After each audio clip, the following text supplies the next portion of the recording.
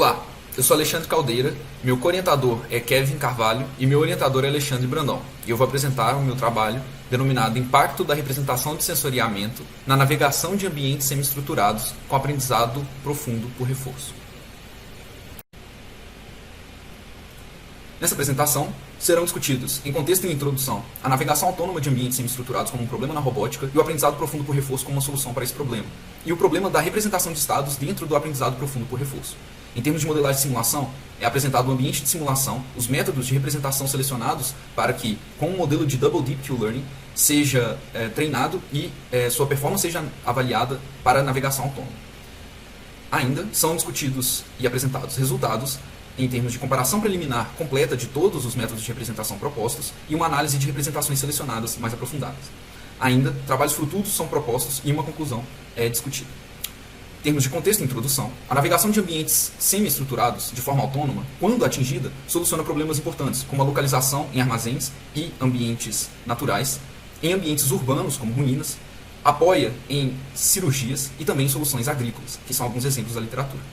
Ainda, ambientes naturais tendem a possuir uma estrutura mesclada, isso é, ter objetos que são fixos, mas também objetos dinâmicos, como estruturas fixas como paredes e objetos dinâmicos como cadeiras, ou até mesmo pessoas que se movimentam e precisam ser dinamicamente detectadas e o agente autônomo é responsável por não colidir. Dessa forma, o aprendizado profundo por reforço se apresenta como uma solução modelando um robô como um agente que possui estados e está inserido em um ambiente semi-estruturado. Para isso, à medida que o robô observa o ambiente, seus estados são atualizados. E esses estados são modelados através de uma rede neural profunda, que, através de recompensas, busca, à medida que toma ações, calcular o valor dessas ações para o objetivo a ser atingido. Especificamente, esse valor é denominado Q. E ele é baseado em uma recompensa calculada a partir da ação decidida e do estado atual, e também da potencial recompensa a ser obtida em estados que podem ser alcançados a partir da ação que está sendo tomada.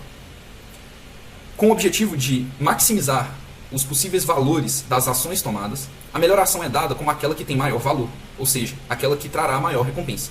Assim, o robô decide pela ação que traz maior recompensa, e à medida que é recompensado por observações e decisões tomadas dentro do ambiente semi-estruturado, obtém novamente recompensas e atualiza o seu estado. Dessa forma, o aprendizado profundo por reforço é capaz de solucionar o problema da navegação autônoma.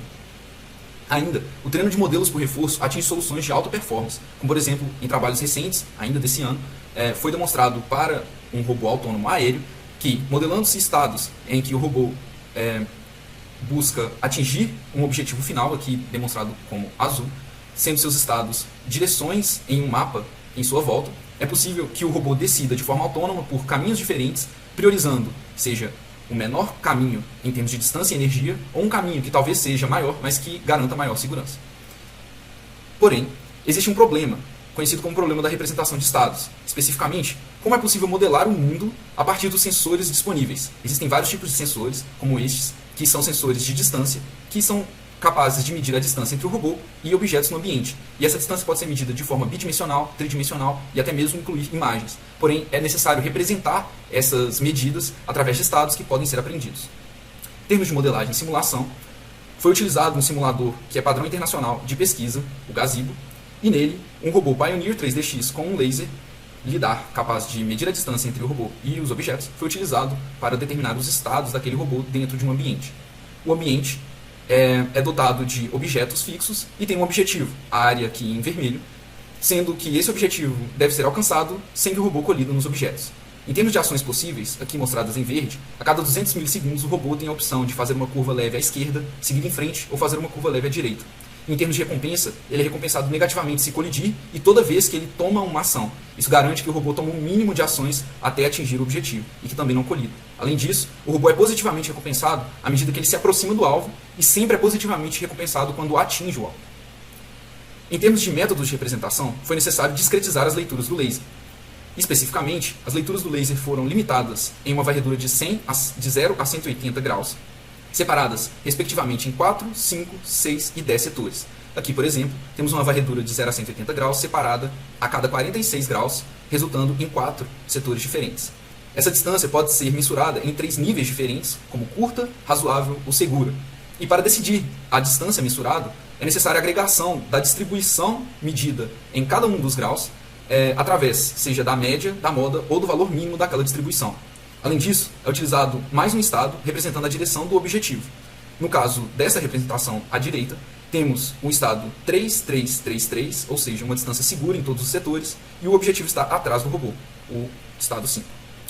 Um modelo de Double Deep Q-Learning foi então construído, em que 2 redes neurais são utilizadas. A partir dos estados discretizados, uma primeira rede é responsável por decidir pela melhoração, estimando o valor, e uma segunda rede de arquitetura idêntica é responsável por recalcular o valor da ação decidida pela primeira rede, e o valor atualizado é utilizado para treinar essa primeira rede, que será responsável por aprender. Isso é feito para reduzir a sobreestimação do valor dos estados, o que é comum neste contexto, que foi apresentado na introdução. Assim, em termos de treino, a primeira rede é treinada a cada passo dado, e a segunda rede tem seus pesos atualizados como uma cópia da primeira rede a cada 10 episódios de aprendizado. Em termos de teste da performance, apenas a primeira rede é utilizada para decidir, uma vez que ela é responsável por ler os estados e decidir pela ação, e a segunda rede apenas corrige aquilo que a primeira aprendeu. A cada 10 testes, a cada 100 episódios de treino, são realizados 10 testes, ou seja, 10 episódios em que a rede decide o que deve fazer até atingir um objetivo, colidir ou ser interrompida por demorar demais para chegar no objetivo. Assim, foi construída uma metodologia em que uma triagem preliminar dos 12 métodos é feita com 5.000 episódios de aprendizado para cada uma das representações propostas, ou seja, a média, moda e o valor mínimo de cada uma das 4 setorizações. E depois, 6 métodos foram selecionados para uma análise mais profunda, com 10.000 episódios e um maior período de exploração, assim garantindo um melhor entendimento da performance em termos da representação. Em termos de resultados e discussão, aqui temos um pequeno exemplo do aprendizado do robô. À medida que ele navega no ambiente, colidindo ou se aproximando do alvo, ele recebe recompensas e aprende como melhor navegar naquele ambiente. Em termos da comparação preliminar completa de todos os métodos, a representação com 4 setores se destacou, tendo a média a melhor performance, convergindo mais rápido e para um valor maior de recompensa, tanto para a agregação média quanto a mínima e moda. Porém, a agregação com moda falhou em convergir, obtendo altos valores de distância final ao objetivo, como visto no gráfico à direita, e recompensas ainda muito negativas ao final de todos os treinamentos. Tabulando os resultados preliminares, nota-se que o mínimo de 4 setores foi a representação com melhor recompensa e obteve a menor distância, com a exceção da moda de 10 setores. Porém, esse valor parece ter decorrido de um outlier, que pode ser visto nesse gráfico, e também será discutido na próxima etapa. Assim, para as análises com 10.000 episódios, foram selecionadas a média de 4 e 6 setores, a moda de 4 e 10 setores, o mínimo de 4 e 6 setores, e novamente a representação com 4 setores se destacou.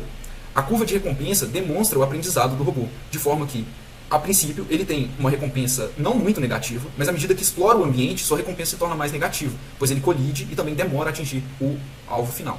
Porém, à medida que isso acontece, ele é punido ou recompensado e aprende a atingir o objetivo, aumentando sua recompensa e diminuindo a distância final ao objetivo. Novamente, a média apresentou os melhores resultados com 4 setores. E também foi verificada a performance da representação pela moda com 10 setores, e ela não convergiu, mostrando que o valor mínimo de distância encontrado para a moda nos 5.000 episódios era de fato um outlier. Em termos de trabalhos futuros e conclusão, a metodologia de representação impacta definitivamente na convergência em métricas de velocidade de convergência, ou seja, quão rápido o robô aprende a navegar, a ruidez, como pode ser visto no gráfico abaixo, em que diferentes métodos têm mais ou menos variação entre os episódios de aprendizado, e o valor ótimo final, que é atingido de distância e recompensa pelo método.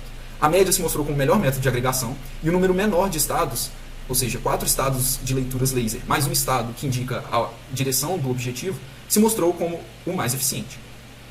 Como trabalhos futuros, tem-se interesse em replicar a metodologia para a robustez estatística dos resultados, novamente executando com mais episódios a metodologia aqui descrita, ajustar a arquitetura e metodologia de aprendizado para melhorar a convergência em termos de velocidade e também da eficiência do resultado final, abstrair a discretização através de aprendizado de representação para que a rede aprenda automaticamente como atualizar os estados do robô e replicar simulações em experimentos controlados para validar os resultados obtidos em simulação. Muito obrigado.